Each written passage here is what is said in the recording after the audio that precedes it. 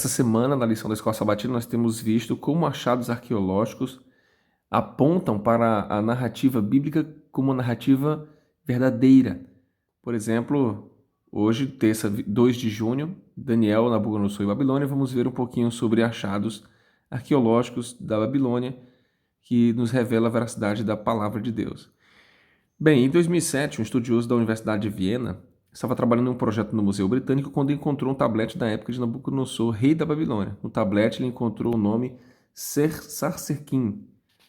Sarsequim é citado aqui na Bíblia, em Jeremias 39:3, como nós vemos aqui, ele é apontado aqui o nome, né, de alguns personagens ali em Babilônia, e Sarsequim aparece no texto, né? E o interessante é que esses e outros oficiais, eles foram redescobertos, né?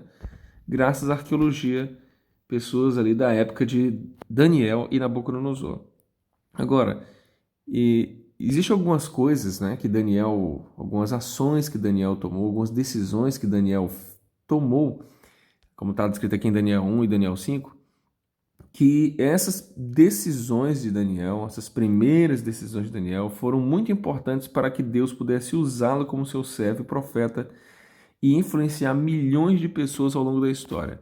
E a primeira nós já vemos aqui, Daniel 1:8 diz lá: resolveu Daniel firmemente não se contaminar com as finas iguarias do rei, né? Permanecer fiel a Deus em relação à sua alimentação, e as orações fizeram bastante diferença no trabalho e na missão que Daniel tinha.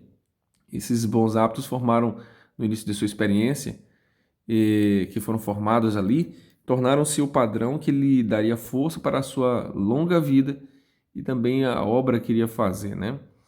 Com os reis que ele teve acesso, Nabucodonosor e Belsazar, de modo que Daniel foi levado às posições mais altas do reino e, contudo, talvez mais importante, seu testemunho resultou na conversão do próprio rei Nabucodonosor. Que coisa, né? O próprio Nabucodonosor, ele se entregou a Deus e reconheceu que só o Senhor era o Deus verdadeiro, né? O rei era filho de Nabopolassar e juntos eles construíram uma cidade gloriosa e insuperável do mundo antigo. A cidade de Babilônia era enorme, com mais de 300 templos. Olha que coisa, gente. Mais de 300 templos. Haviam ali muros duplos, com cerca de 4 a 3 a 7 metros de espessura.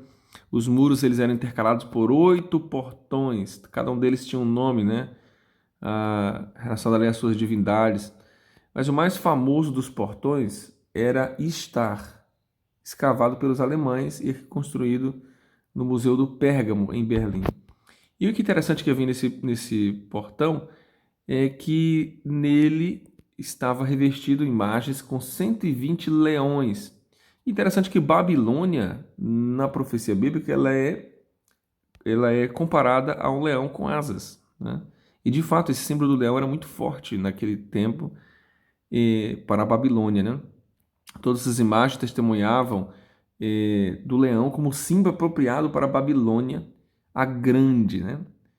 E a história bíblica e sua mensagem profética são confirmadas. Então, nós vemos a confirmação da história bíblica com a história geral, né?